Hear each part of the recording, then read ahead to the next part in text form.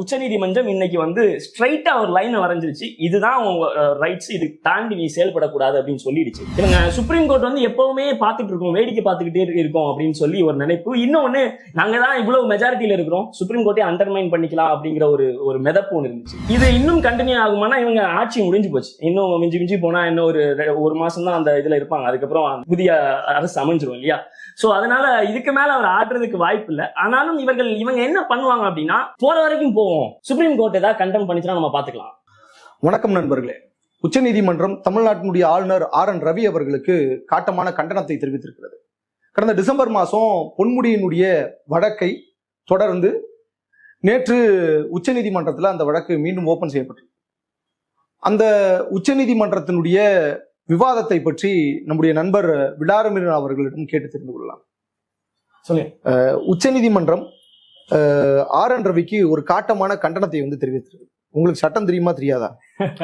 நீங்க சட்டத்தை தெரிஞ்சுக்கிட்டு தான் ஆளுநரா ஆனீங்களா ஆகலையா எப்படி அப்படின்ற ஒரு கேள்வியை வந்து முன்வைத்திருக்கிறது. இதை நீங்க எப்படி பாக்குறீங்க? என்ன நடந்திருக்குன்னு பாத்தீங்கன்னா, இந்த கேஸோட பேக்ட்ராப் நம்ம பார்த்தோம் அப்படின்னா, டிசம்பர் மாசம் பொன்முடி அவர்கள் அவருடைய ஊழல் குற்றச்சாட்டுக்காக ஹைகோர்ட் வந்து அவர் ஹீஸ் கன்விக்ட் அப்படின்னு சொல்லி அவரை குற்றவாளின்னு தீர்ப்பளிச்சதுக்கு பிறகு இந்த வழக்கு உச்சநீதிமன்றத்துக்கு போகுது. உச்சநீதிமன்றம் March 11 under the act of representation of the people act 1951, அதாவது மக்கள் பிரதிநிதித்துவ சட்டம் அதனுடைய 8(3) படி என்ன சொல்லுது அப்படின்னா, ஒரு இன்டரிம் ரிலீஃப் கொடுக்குது. அதாவது ஸ்டே ஒன்று கொடுக்குறாங்க. சிம்பிளா சொல்லணும்னா ஒரு ஸ்டே ஒன்று கொடுக்குறாங்க.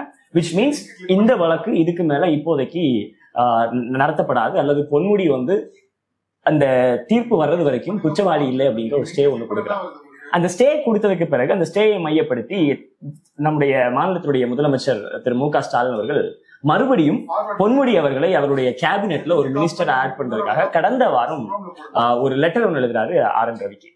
அந்த லெட்டர்ல மறுபடியும் பொன்முடியை என்னுடைய கேபினெட்ல நான் ஒரு அமைச்சரா சேர்க்க போறேன் அப்படின்னு சொல்லி குறிப்பிட்டு சொல்றாங்க. ஆனா RN ரவி அதுக்கு ஒரு பதில் எழுதுறாரு. என்ன பதில் எழுதுறாருன்னு பாத்தீங்கன்னா, இல்ல அதெல்லாம் பண்ண முடியாது. ஏன்னு பாத்தீங்கன்னா, அவர் பண்ணிருக்கிற குற்றம் வந்து ரொம்ப கொடியது, ஊழல்ல மிகப்பெரிய ஊழல் பண்ணியிருக்காரு, அதுவும் ஒரு ஹையர் எஜுகேஷன் மினிஸ்டரா இருந்துட்டு இப்படி எல்லாம் பண்றதை ஏத்துக்கவே முடியாது. உச்ச நீதிமன்றம் ஸ்டே தான் கொடுத்திருக்கு, கேஸை வந்து முழுசா முடிக்கல, அதனால இத கருத்தில் கொண்டு நான் வந்து பொன்முடியை இன்டெக்ட் பண்ண முடியாது, அதாவது உங்க கேபினெட்ல மறுபடியும் மினிஸ்டரா ஆட் பண்ண முடியாது அப்படின்னு சொல்லி RN ரவி மறுபடியும் தமிழ்நாடு முதலமைச்சர் திரு மு க ஸ்டாலின் அவர்களுக்கு ஒரு கடிதம் எழுதுறாரு. இந்த வழக்கு நேத்து உச்ச நீதிமன்றத்துல சீஃப் ஜஸ்டிஸ் முன்னாடி வருது.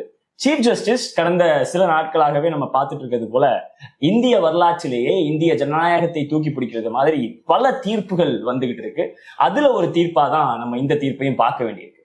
ஏன்னு கேட்டீங்கன்னா, உச்சநீதிமன்ற நீதிபதி அவர்கள் ஆரம்பிக்கும் போது அவர் என்ன சொல்றாரு அப்படின்னா, we are seriously concerned about the conduct of the governor in the case. அதாவது இதை நீங்க கூர்ந்து படிச்சீங்கன்னா, அந்த என்டையர் சீஃப் ஜஸ்டிஸினுடைய அந்த நரேஷனை நீங்க கூர்ந்து கவனிச்சீங்க அப்படின்னா, he is drawing a line between the governor's powers and the constitution.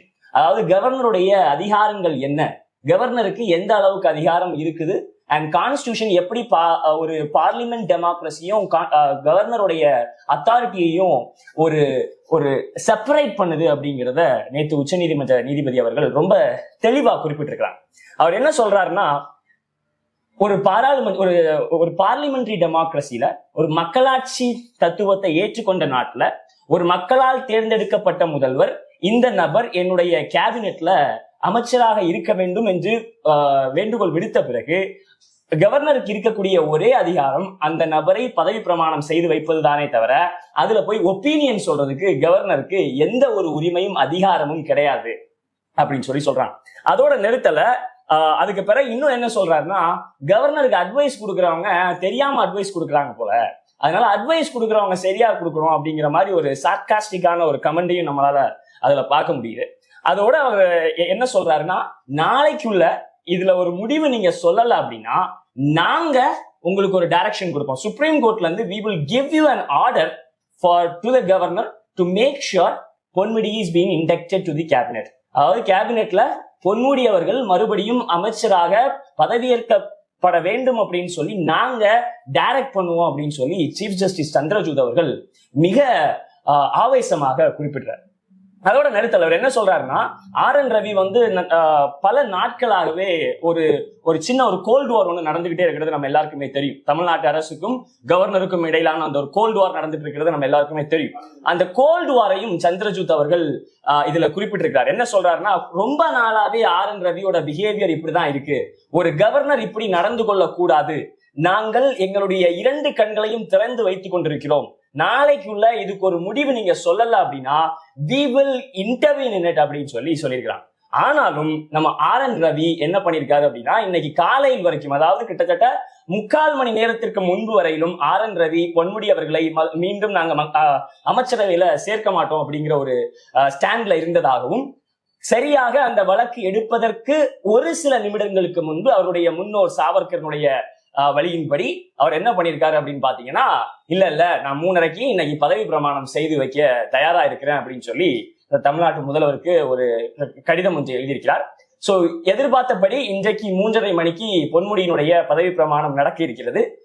மறுபடியும் இந்த வழக்கினுடைய முக்கியத்துவம் என்ன அப்படின்னா, பல நாட்களாக தமிழ்நாட்டில் நடந்து கொண்டிருந்த அந்த கவர்னருக்கும் ஒரு மக்களால் தேர்ந்தெடுக்கப்பட்ட அரசுக்கும் இருக்கக்கூடிய அந்த டசில், ஒரு கோல்டு வாருக்கு உச்சநீதிமன்றம் ஒரு முடிவு வைத்திருக்கிறது.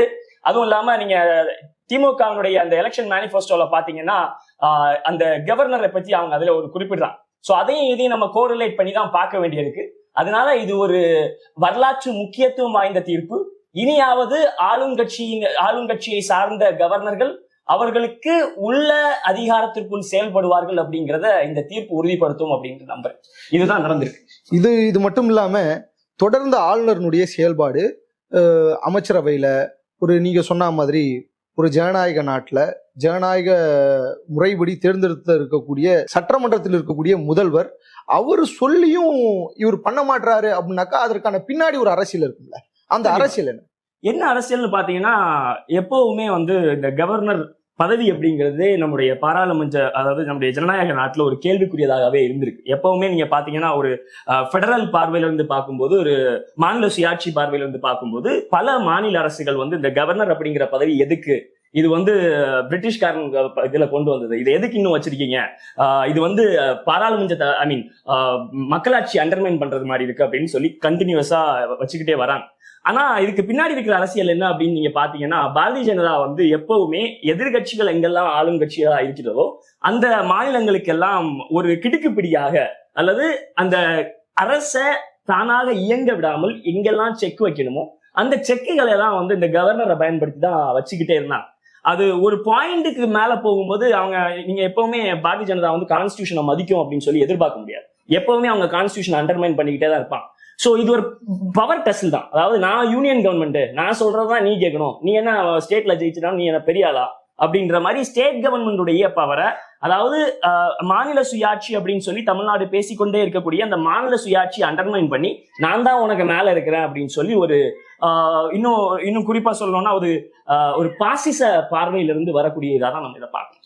ஒருவேளை இப்படி எடுத்துக்கலாமா, பாரதிய ஜனதா கட்சி தன்னுடைய அதிகாரத்தை மாநில அரசாங்கத்தின் மீது திணிக்கிறது அல்லது மாநில அரசாங்கத்தினுடைய செயல்பாடை முடக்க நினைக்கிறது அப்படின்ற மாதிரி எடுத்துக்கலாம்? கண்டிப்பா அதை வேற எப்படியுமே நம்ம பார்க்க முடியாது. ஏன்னா நீங்க இது ஒரு வழக்குல இல்ல 2 விஷயத்துல நடந்துச்சுன்னா நீங்க ஏதோ ஆளுநர் அவருடைய சொந்த கான்சியஸ்னஸ் படி பண்றாரு அப்படின்னு சொல்லி நம்ம எடுக்கலாம். ஆனா நீங்க கண்டினியூஸா பாத்தீங்கன்னா தமிழ்நாட்டு மக்களுக்கு ஆதரவாக கொண்டு வரப்படக்கூடிய எல்லா திட்டங்களிலும், ஒரு உதாரணத்துக்கு சொல்லணும்னா இந்த ஆன்லைன் ரம்மி விஷயம், எல்லா விஷயங்களிலேயுமே தமிழ்நாடு அரசு எடுக்கக்கூடியதற்கு ஸ்ட்ரைட் ஆப்போசிட்டான ஸ்டாண்டர்ட் தான் கவர்னர் எடுக்கிறார். கவர்னரோட வேலை என்ன, இதுல அரசு எதை தீர்மானமாக நிறைவேற்றுகிறதோ இல்ல எதை சட்டமாக நிறைவேற்றுகிறதோ அதை பாஸ் பண்ணி கொடுக்கணும், அந்த பில்லை பாஸ் பண்ணணும், அவ்வளவுதான். நீ அதாவது ஒரு கிளர்க் மாதிரி சைன் போடுறது உட்கார்ந்து ஒரு போஸ்ட்மேன் மாதிரி, அவ்வளவுதான் உன் வேலை. அதை மட்டும் பண்ணிட்டு போறதை விட்டுட்டு இல்ல அதாவது என்னுடைய அதிகாரத்தை எனக்கே தெரியாம நான் ஓவர் எஸ்டிமேட் பண்ணிக்கிட்டேன்னா இந்த மாதிரி அதிகார